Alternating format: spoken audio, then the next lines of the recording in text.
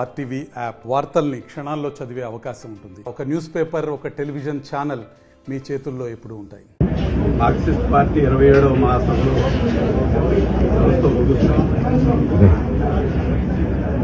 మూడేళ్లకు ఒకసారి జరిగేటటువంటి మహాసభ రానున్నటువంటి మూడేళ్లలో రాష్ట్రంలో చేపట్టబోయేటటువంటి ప్రధానమైన రాజకీయ పోరాటం ఏ అంశాల మీద అనే దాన్ని ఈరోజు మహాసభ తీర్మానించింది. మొత్తం పార్టీ కంటే దిశానిర్దేశం చేసింది. ప్రధానమైనటువంటిది ఈరోజు మార్క్సిస్ట్ పార్టీ ప్రజల కోసం పనిచేసింది. అందుకే ప్రజా ఎజెండా మీద రానున్న కాలంలో రాజకీయ పోరాటం నిర్వహిస్తున్నాం. ఏమిటి ప్రజా ఎజెండా?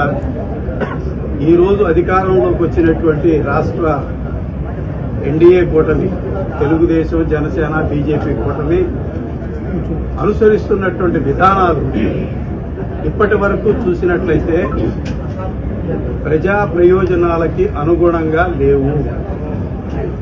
ఈ విషయాన్ని మేము స్పష్టం చేయదలిచాం. ఎందుకనంటే ఈరోజు రాష్ట్ర అభివృద్ధి చేస్తామని సంతోషం, కానీ ఎట్లా చేస్తారు మీరు? మేము అడుగుతున్నాం. ఈరోజు రాష్ట్రంలో సామాన్య మధ్యతరగతి ప్రజల యొక్క ఆదాయాలు పెరగకుండా, ప్రజల కొనుగోలు శక్తి పెరగకుండా ఈ రాష్ట్రం అభివృద్ధి అవుతుందా? ఇది మా సూటైనటువంటి ప్రశ్న. దీనికి ఈరోజు కూటమి సమాధానం చెప్పాల్సినటువంటి అవసరం ఉంది. ఎందుకంటే విజన్ 2047 ప్రకటించారు. విజన్ మొత్తంలో పరిశీలించి చూసినట్లయితే ఈ రాష్ట్ర ప్రజలు ఎదుర్కొంటున్నటువంటి సమస్యల గురించి వాటి ప్రస్తావన కానీ, దాని సాధన కోసం చేసేటటువంటి కృషి కానీ నిర్దిష్టంగా లేదు. మొత్తంగా పరిశీలిస్తే కార్పొరేట్లకి అనుకూలమైనటువంటి విధానాలు ఉన్నాయి తప్ప ప్రజల మీద భారాలు మోపేయి రాష్ట్రం యొక్క సంపదలు ఏంటంటే కొల్లగొట్టి వాళ్ళ చేతిలో పెట్టేవి ఉన్నాయి తప్ప ఇంకోటి మాత్రం కాదు.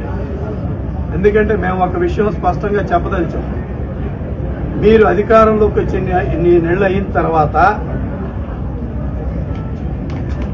రాష్ట్రానికి కేంద్రం నుంచి విభజన చట్టంలో హామీలను ఏమి తీసుకొచ్చారు?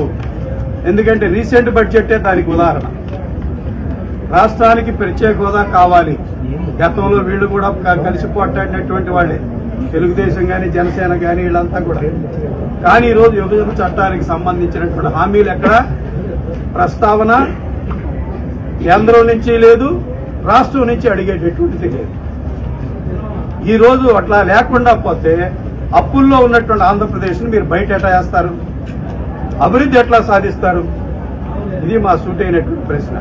ఎందుకంటే ఈరోజు పరిశ్రమలు రావాలి. ఎవరికి మీరు ఇచ్చేటటువంటి పరిశ్రమలు? 5 లక్షల ఎకరాల భూమి ఎప్పుడు ఎక్కడ ఎవరికి కావాలంటే పరిశ్రమలు పెట్టి వాళ్ళకి ఇస్తామండి. బేష్, బాగుంది. మీరు వచ్చేటటువంటి పెట్టుబడులన్నీ ఈ కాలంలో, దీనికి వచ్చేటటువంటి అవకాశాలన్నీ, గతంలో సెజ్జల పేరుతో ఇచ్చినటువంటి భూములకే ఇప్పటి వరకు దిక్కు దివాణం లేదు, పరిశ్రమలు రాలా. మేము అందుకనే ఈరోజు చెప్తున్నాం, రాష్ట్రానికి విభజన చట్టంలో హామీలు కానీ అమలు జరిగితే పరిశ్రమలు విస్తృతంగా రావడానికి అవకాశం ఉంటుంది. ప్రత్యేక హోదా తెచ్చుకుంటే పన్ను రాయితీల ద్వారా ఈ రాష్ట్రంలో పరిశ్రమలు పెరగడానికి అవకాశం ఉంటుంది, ఉపాధి అనేటటువంటిది పెరుగుతుంది అని మేము స్పష్టంగా చెప్తున్నాం. 22 మంది పార్లమెంటు సభ్యులు ఉన్నటువంటి ఈ కూటమికి కేంద్రం మీద ఈ ఆక్సిజన్తోనే బతుకుతుంది మోడీ గారి ప్రభుత్వం. మరి ఎందుకని ఈ ప్రయత్నాలు చేయలేకపోతుంది? ఇది మా సూటైనటువంటి ప్రశ్న. దానికి వారు సమాధానం చెప్పాలి. విభజన చట్టంలో హామీలు ఉన్నాయి. కడప స్టీల్ ఫ్యాక్టరీ ప్రైవేట్ వాళ్ళకి ఇస్తారా? ఈరోజు విశాఖపట్నంలో ఉక్కు ఫ్యాక్టరీ 32 మంది అమరత్వంతో ఏర్పడింది. 4 ఏళ్లుగా పోట్లాడుతున్నారు. ఏం కోరలా. ఇక్కడ రాష్ట్ర ప్రజానీకం అడుగుతుంది, విశాఖపట్నంలో ఉన్న ఉక్కు ఫ్యాక్టరీకి ప్రత్యేక గనులు ఇవ్వండి అని. కానీ రాష్ట్ర ముఖ్యమంత్రి గారు ప్రధానమంత్రి గారి దగ్గరికి వెళ్లి ప్రైవేట్ ఫ్యాక్టరీ పెడుతున్నట్టు ఆర్ఎస్ఎల్ఆర్ వాడికి మాత్రం గనులు ఇవ్వండి అన్నారు. న్యాయం అండి ఇది? ఈ రాష్ట్ర ప్రజలకి ద్రోహమా, లేకపోతే ఈ రాష్ట్ర ప్రజలకు అనుకూలమా? లక్షలాది మంది ఆధారపడుతున్నటువంటి వాళ్ళు ఈరోజు గాజువాకలో కొనుగోలు శక్తి అనేటటువంటిది, తలసరి ఆదాయం అనేది రాష్ట్రంలోనే అత్యధికంగా ఉండడానికి కారణం Visakha steel factory, public sector. మీరు దాన్ని కాపాడుకుంటే అది ఉపయోగం. అట్లాగే శైలిలో దాన్ని విలీనం చేయమంటున్నాం లేదు. ఈరోజు మేము అడుగుతున్నాం, చిన్న మధ్య తరహా పరిశ్రమలకి మీ 2047 విజన్లో ఎక్కడైనా కానీ స్కోప్ ఉందా? ఎక్కువ మందికి ఉపాధి కల్పించేది అదే. మరి ఆ ప్రయత్నం చేయండి, వాళ్ళకి రాయితీలు ఇవ్వండి. తద్వారా ఎక్కువ ఉపాధి అనేటటువంటి కల్పించే అవకాశం అనేది ఉంటుంది. ఇది మేము స్పష్టంగా చెప్పదలిచాము. అట్లాగే ఈరోజు కార్మికులకి కేంద్ర ప్రభుత్వం లేబర్ కోడ్స్ తీసుకొచ్చింది. కార్మికులకి కనీస వేతనాలు లేవు, పని గంటలు లేవు, ఈఎస్ఐ లేదు, పిఎఫ్ లేదు, పని భద్రత లేదు. అనేక యాక్సిడెంట్స్ జరుగుతున్నాయి. మీరు నిజంగా అత్యధికులుగా 1,50,00,000 మందికి పైగా ఉన్నారు ఆంధ్ర రాష్ట్రంలో కార్మిక వర్గం. వీళ్ల యొక్క సంక్షేమాన్ని కోరేట్టయితే మీరు చేయాల్సినటువంటి పని ఆ లేబర్ కోడ్లు మా రాష్ట్రంలో అమలు జరపం. ఇప్పుడున్న చట్టాలు అమలు జరపండి. కనీస వేతనాలు ఈరోజు మీరు చెప్పారు, మీరు చెప్పినటువంటి దాంట్లోనే ఉంది. మేము సంక్షేమ బోర్డులు ఏర్పాటు చేస్తామని. అసంఘటిత రంగ కార్మికుల సంక్షేమ బోర్డు ఏర్పాటు చేయండి. ఈ రోజు 50 లక్షల మందికి పైగా మీ ప్రభుత్వం రూపాయి పెంచాల్సిన అవసరం లేకుండా 15 ఏళ్లుగా ఏంటంటే వాళ్ళకి వేతన సవరణ లేదు. మీరు ఆ వేతన సవరణ చేయండి, వాళ్ళ కొనుగోలు శక్తి వస్తుంది, ఆదాయం ప్రజలకు పెరుగుతుంది. ఈ పని అనేటటువంటిది ఈరోజు నిర్దిష్టంగా చేయాల్సినటువంటి అవసరం ఉన్నది. అదే రకంగా ఈరోజు ఆదాయం పెరగాలంటే మేము స్పష్టంగా చెప్తున్నాం, గ్రామీణ ప్రాంతాల్లో మీరు 5 లక్షల ఎకరాల భూమి కార్పొరేట్లకు ఇస్తే పెరగదండి. వాళ్ళ ద్వారా మీరేంటంటే వాళ్ళకి రాయితీలు ఇస్తున్నారు, కానీ ఆ రాయితీల ద్వారా లాభం పొందుతుంది వాళ్ళు. కానీ అదే గ్రామీణ ప్రాంతంలో పేద ప్రజానీకానికి భూమి లేనటువంటి వాళ్ళకి మీరు ఆ భూమి పంపిణీ చేస్తే వాడి చేతిలో ఆదాయం వస్తుంది, కొనుగోలు శక్తి పెరుగుతుంది. మేము స్పష్టంగా చెప్తున్నాం, దీనికి అవకాశాలు అనేటటువంటి ఉన్నాయి. నువ్వు దేవాదాయ భూములు ఉన్నాయి, దాని మీద ఏంటంటే పేద కౌలుదారులకి హక్కు కల్పించండి, వాళ్ళకి రక్షణ అనేటటువంటిది ఏర్పడుతుంది. ఈరోజు గ్రామీణ ప్రాంతాల్లో రైతాంగానికి గిట్టుబాటు ధర ఉందండి? లేదు. మనం చూస్తున్నాం, ధర తక్కువగా ఉన్నప్పుడేమో పారబోస్తున్నారు, ధర ఎక్కువగా ఉన్నప్పుడు ఏంటంటే కొనలేక చేస్తున్నాం. కాబట్టి ఈరోజు ప్రభుత్వం రైతాంగానికి గిట్టుబాటు ధర కల్పించాలి. దానితో పాటు ఈరోజు ఎప్పుడైతే ప్రభుత్వం పంపిణీ వ్యవస్థని బలోపేతం చేస్తుందో, మేము కేరళలో మార్క్సిస్ట్ పార్టీలో అధికారంలో ఉన్నాం, అక్కడ మేము చేస్తున్నాం 16 రకాలైనటువంటి నిత్యావసర వస్తువుల్ని చౌక డిపోల ద్వారా పంపిణీ చేస్తాం. గతంలో మీకు నెల్లూరులో అనుభవం ఉంది. ఇదే మార్క్సిస్ట్ పార్టీ ఇక్కడ కిలో బియ్యం రూపాయికి రైతుల దగ్గర నుంచి సేకరించి అమ్మినటువంటి చరిత్ర మార్క్సిస్ట్ పార్టీకి జిల్లాలో ఉంది. జక్కా వెంకయ్య గారి నాయకత్వాన కొత్తలపల్లి సుందరయ్య గారి సారథ్యంలో జరిగిన చరిత్ర ఉంది. మీరు ఎందుకు చేయలేరు? You are having governance, you are having government. అందుకనే ఈరోజు ఆ రకంగా చేయాల్సిన అవసరం ఉంది. కౌలు రైతులు అత్యధికుల మంది ఉన్నారు. గుర్తింపు కార్డులు ఇవ్వండి, యజమానితో సంబంధం లేకుండా వాళ్ళకి రుణాలు ఇవ్వండి, రుణ సౌకర్యం కల్పించండి. తద్వారా ఆదాయం పెరగడానికి అవకాశం ఉంది. ఇప్పుడు గ్రామీణ ప్రాంతాల్లో వ్యవసాయ కార్మికులు ఉన్నారు. వ్యవసాయ కార్మికులకు ఉపాధి హామీ పథకం 200 రోజుల పాటు కల్పించండి, 600 రూపాయలు జీతం ఇవ్వండి. తద్వారా వాళ్ళ ఆదాయం పెరుగుతుంది. మేము ప్రజల ఆదాయం ఎట్లా పెంచాలో, ప్రజల కొనుగోలు శక్తి ఎట్లా పెంచాలో, రాష్ట్ర ఆదాయం దానికి అనుగుణంగా పెరుగుతుంది. తద్వారా రాష్ట్రంలో పరిశ్రమలు పెరగడానికి కూడా అవకాశం ఉంటుంది. ప్రజల దగ్గరే కొనుగోలు శక్తి లేకపోతే ఎక్కడి నుంచి వస్తుందనండి? పరిశ్రమలు పెట్టి మాత్రం ఈ రోజు ఏమంటున్నారు? ఈవెన్ నిర్మలా సీతారామన్ గారు కార్పొరేట్ల దగ్గరికి రాయితీలు ఇచ్చాం, మీరు పరిశ్రమలు పెట్టండి అంటే ఏం పెడతామమ్మా, మాకెక్కడ కొనేవాడు ఎవడో లేకపోతే అని ఆ కార్పొరేట్లు ఇచ్చిన సమాధానమే ఒక్కసారి పరిశీలిస్తే ప్రజల్లో కొనుగోలు శక్తి లేకుండా ఎట్టి పరిస్థితుల్లో ఏంటంటే పారిశ్రామిక అభివృద్ధి జరగదు. మేము అందుకని ఈరోజు ప్రజల కోసం అడుగుతున్నాం. ప్రజాదీని కోసం ఏంటంటే మేము స్పష్టంగా ఈ విషయాలు అనేటటువంటి ప్రభుత్వం ముందు ఉంచుతున్నాం, ఈ ఆదాయం పెరగడానికి. అంతే తప్పట్ట కాకుండా speed of doing business P4, ఈరోజు speed of doing business for whom? ఈరోజు కార్పొరేట్లకి P4 పేరుతో ఎవరికి? కార్పొరేట్లకు ఇస్తున్నారు. ఆ రకమైనటువంటి పద్ధతిలో ఇవ్వడం ద్వారా దానివల్ల ఏంటంటే రాష్ట్రానికి ప్రయోజనం ఉండదు, రాష్ట్ర ప్రజల ఆదాయం పెరగదు. అట్లాగే ఈరోజు కేంద్ర ప్రభుత్వం నుంచి నిధులు తీసుకురావటం చూసాం మనం. మొన్న బడ్జెట్లో చాలా ఊరట కలిగించారు. తీరా ఎంత అండి? 5,900 కోట్లు పోలవరానికా? దానికి కావాల్సింది దాదాపు 60,000 కోట్లు పునరావాసంతో సహా. కానీ ఈరోజు మీరు ఊరికిన డ్యామ్ కట్టడం కోసం కూడా డబ్బులు ఇవ్వట్లా అంటున్నారు. A for Amaravati, P for Polavaram. AP means A Amaravati, P for Polavaram.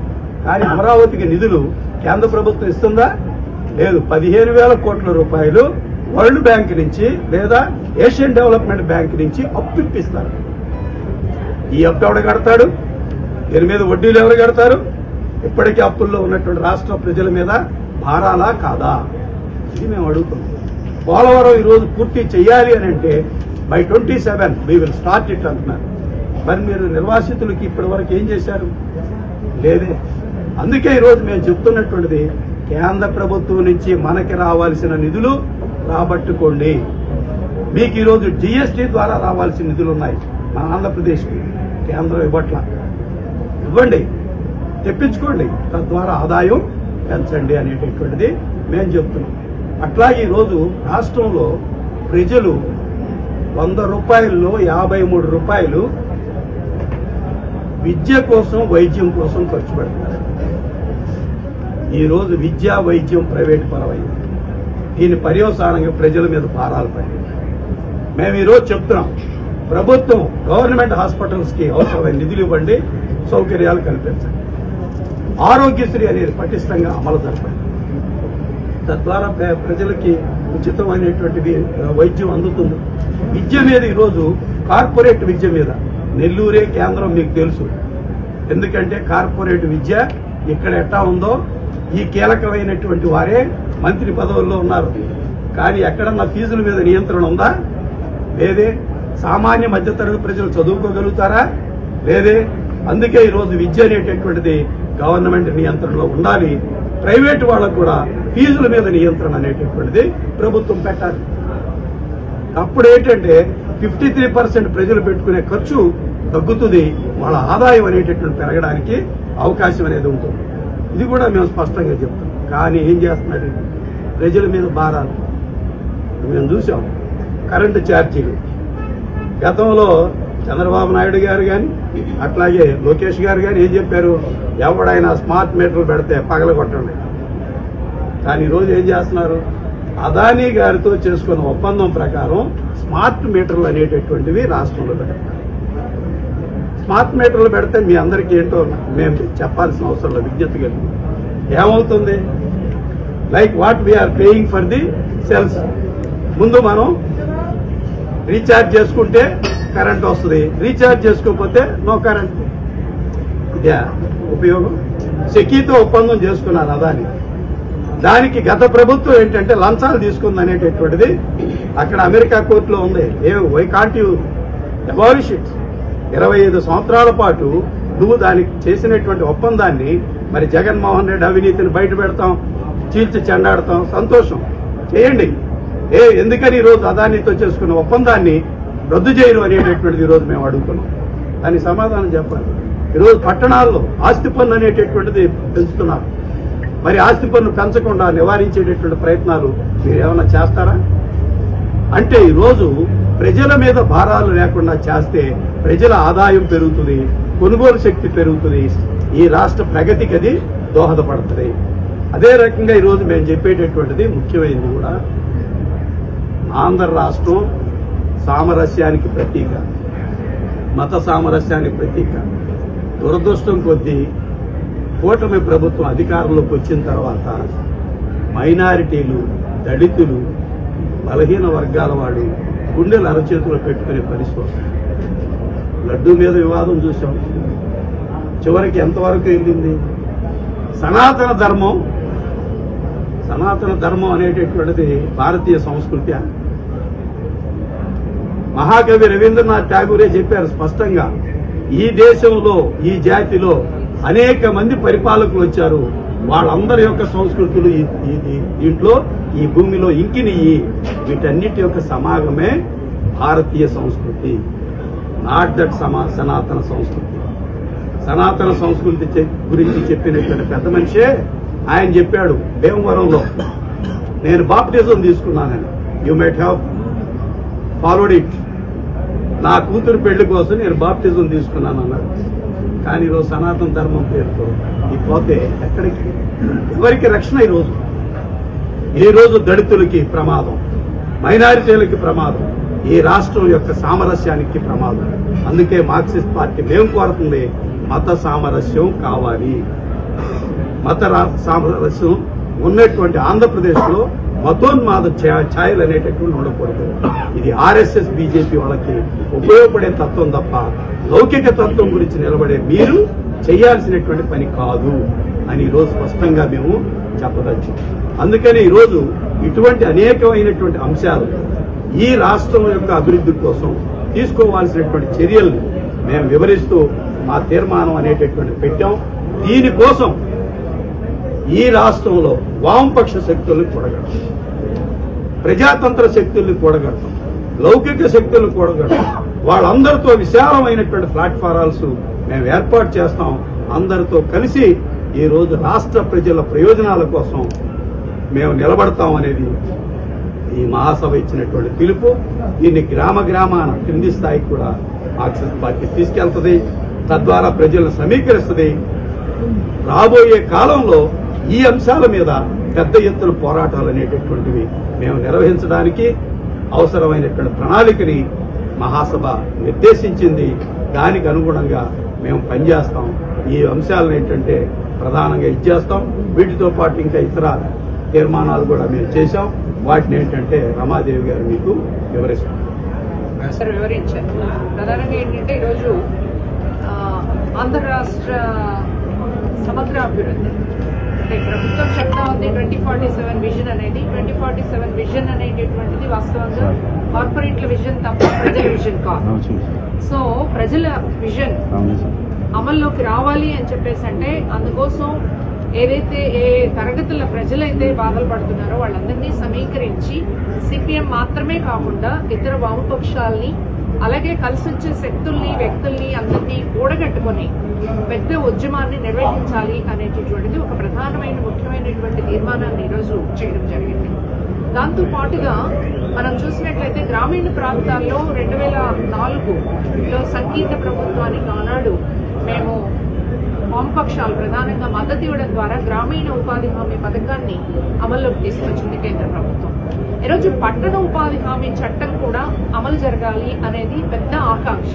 మీరు యూత్ని అడగండి, మహిళలను అడగండి, ఏదో ఒక ఉపాధి మాకుంటే మేము ఆ పని చేసుకుని బ్రతకగలిగే అవకాశం ఉంటుందని ఆ రకంగా గ్రామీణ ఉపాధి హామీ ఎట్లయితే ఉందో పట్టణ ఉపాధి హామీ చట్టాన్ని కూడా చేయాలి అనేది ఇప్పటికే కేరళ ప్రభుత్వం, తమిళనాడు ప్రభుత్వం దాన్ని అమల్లోకి తీసుకొచ్చి ఆంధ్ర రాష్ట్ర ప్రభుత్వం కూడా దాన్ని అమల్లోకి తీసుకురావాల్సినటువంటి అవసరం ఉంది అనేది. ఇక ఇంకొక ప్రధానమైన తీర్మానం ఈరోజు మన రాష్ట్రంలో ఒక మాటలో చెప్పాలంటే సాంస్కృతిక కాలుష్యం పెంచుతూ ఉన్నాయి ఈ ప్రభుత్వం, ఈ కూటమి ప్రభుత్వము అని చెప్పాల్సి వస్తుంది. మనం కూటమి ప్రభుత్వం రాగానే చూసినట్లయితే చాలా పెద్ద ఎత్తున అత్యాచారాలు, పసిబిడ్డల మీద వేధింపులు, చంపేయడం. ఇప్పటికి కూడా నంద్యాలలో 8 సంవత్సరాల పాపని హత్య చేసి పడేస్తే ఏం చేశారు, ఎక్కడున్నది అనేది ట్రేస్ అవుట్ చేయలేనటువంటి పరిస్థితిని చూసాం. ఇలాంటి అనేక ఘటనలు ఎందుకు జరుగుతున్నాయి, దీనికి కారణాలు ఏమిటి, ఈ కారణాలను నివారించడానికి ప్రభుత్వం ఏం చేయబోతా ఉంది? ఇంతవరకు ప్రభుత్వం వైపు నుంచి సమాధానం లేదు, దానికి కనీసమైనటువంటి చర్యలు కూడా లేవు. ఈరోజు పెరుగుతున్నటువంటి మద్యం, మా డెలిగేట్స్ చర్చల్లో వచ్చింది, మంచి మద్యం ఇస్తామని చెప్పేసి చెప్తున్నారు. ఈ మద్యం తాగిన తర్వాత ఎవరెవరికి ఎలా జబ్బులు పెరుగుతూ ఉన్నాయి అనేటటువంటిది అనేక ఉదాహరణలు మన డెలిగేట్స్ చర్చల్లో వచ్చి మీరు కూడా అబ్జర్వ్ చేస్తుంటారు. ఆల్కహాల్ మంచివి లేదు, అది అందరికీ తెలిసిందే. కానీ మంచి మద్యం పేరిట మద్యాన్ని అమ్మడం మాత్రమే, లైసెన్స్డ్ షాపులు మాత్రమే కాదు, అన్లైసెన్స్డ్ గ్రామీణ ప్రాంతాల్లో పెద్ద ఎత్తున బెల్ట్ షాపులు పెట్టడాన్ని మనం చూస్తున్నాం. ఈ బెల్ట్ షాపులకి రాజకీయ నాయకులు ఉండడం చూస్తున్నాం. అలాగే గంజాయి విస్తారంగా అంత పట్టుకున్నాం ఇంత పట్టుకున్నాం అంటున్నారు. ఈ పట్టుకోవడానికి కీలకమైనటువంటి అదానీ పోర్టు ఎక్కడ దొరుకుతుంది, ఎక్కడి నుంచి వస్తా ఉంది? గవర్నమెంట్ ఆధ్వర్యంలో ఉన్న పోర్టుల నుంచి రావట్లేదు, అదానీ పోర్టుల నుంచి వస్తుంది. కానీ ఆ అదానీ గురించి ఒక మాట మాట్లాడటానికి కానీ, వాళ్ళు చేసేటటువంటి వ్యాపారాల మీద మాట్లాడటానికి కానీ మీకు ధైర్యం లేదు. ఆనాడు అధికారంలో ఉన్నటువంటి వైసీపీ వాళ్ళు గంజాయికి మద్దతు ఇస్తే ఈ రోజు అధికారంలో ఉన్న తెలుగుదేశం ఎమ్మెల్యేల నుంచి మాకు ఫోన్లు వస్తున్నాయని చెప్పేసి పోలీసులు చెప్తా ఉన్నారు.